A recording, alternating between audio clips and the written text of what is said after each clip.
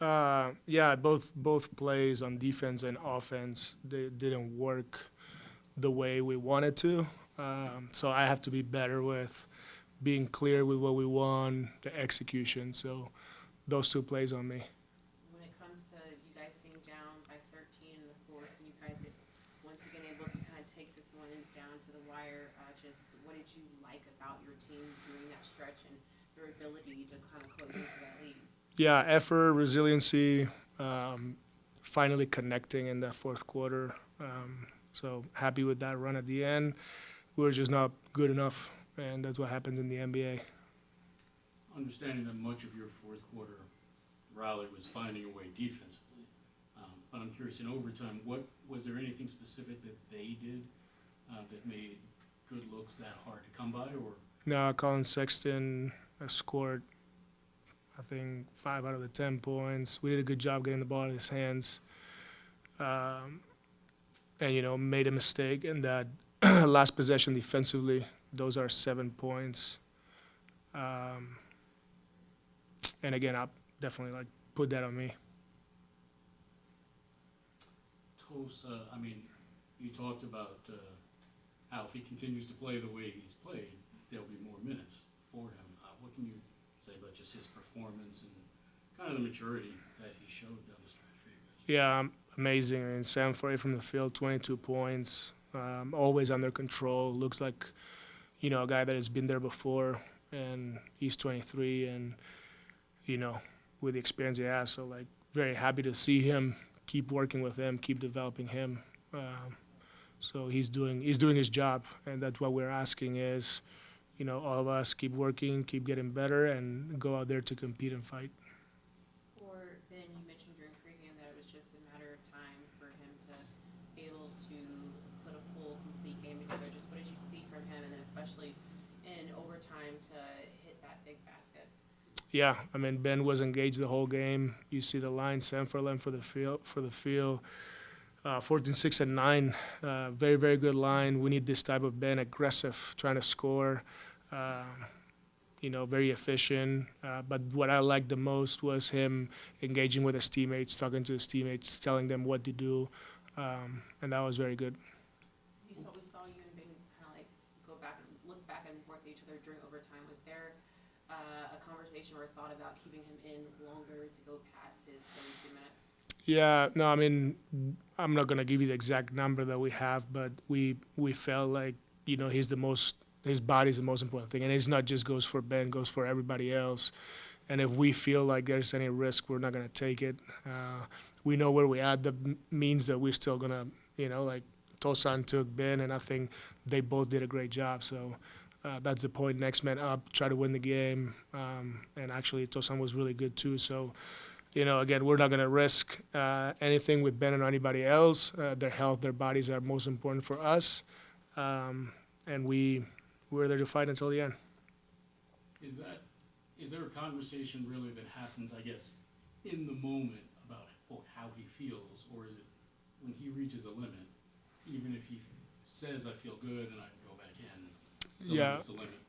Yeah, we have to be responsible, and I think that a lot of times true competitors always will tell you, I want to stay in, and like we talked about some other players, you got to save them from themselves. And Ben, I'm sure that if I ask him, he wanted to be in, but at the same time, we know where we started this summer, we know where we at right now, we like the progression, and we're gonna keep doing that. We're gonna do what's best for him, his body first, and then for the team. Thanks. Said that those last two possessions were on him, but just for you guys, with those 2 seconds left, just kind of what happened on that last play? On the defensive end? Oh, on the offensive end? I mean, need to get a shot up in that scenario, and I fumbled it. I didn't get a shot up. We just need to execute, to be honest. Need a shot. Yeah, can't go out like that with a turnover, fumble, whatever it was. So yeah, we need to execute better as a group. When it comes to the overtime possession defensively, early in the game you guys were getting this outside that you wanted. Just what did you make of the Jazz and their ability to score in overtime? Yeah, again, we need to execute better on the defensive end. They were able to kind of get what they wanted. They were able to get downhill. Someone hit a big three on the wing. We were just, I think, a step slow everywhere, 1 through 5. And again, just we got to take what coach is saying and execute on the floor. And there was a couple possessions we didn't do that, and it was crucial. It was a difference, I think.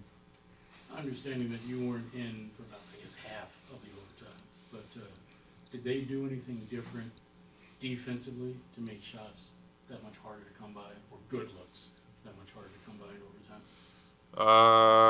I don't think so. I think, I think for the most part we took the right shots. We had a chance to win the game. If we had got a stop on the defensive end, again, need to execute better there. I think we had a foul to give. Didn't get to it. So, I think we had a chance to win the game twice. The defensive stop, and then obviously we had the last shot as well. You guys have talked about just taking each game and what you can take away from it and just learning. When you look at the run that you guys went on to get into overtime, just what was working so well and kind of what was a difference maker? Yeah, I don't know. I think we just we played together. We were just really locked in, to be honest, and we needed that the whole game. And there was spurts where we weren't, and I think that's been the case last few games. There's spurts where the other team goes on a big run, and that's pretty much the game right there. And today we were able to come back, obviously at the end. But I think before that was maybe the issue again. Like I said, whether it's a little detail here and there that we miss, but everything adds up, and all of a sudden you're down 10, whatever. So, we did a good job to fight back, like I said, with the energy, but it shouldn't have got to that point. Are there specific lessons that you think you guys can take from this game? Obviously, you've got 2 days before Portland. Yeah. Lessons you can take into the Trailblazer game? Yeah, we'll have to watch it definitely. I'll have to watch it